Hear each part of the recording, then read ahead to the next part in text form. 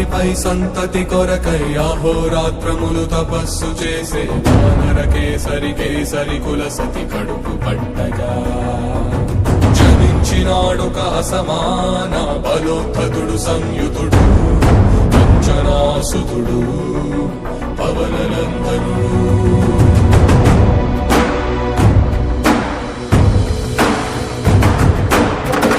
కిరణముల ఉదయాత్ముని గని అది పండిన తీయని పంటను కొడు సూర్యమండలము పట్టి తినాలని ఊళ్ళూరే తన దేహం నాటున రవి మరుగై జగము చీకటై పోరా.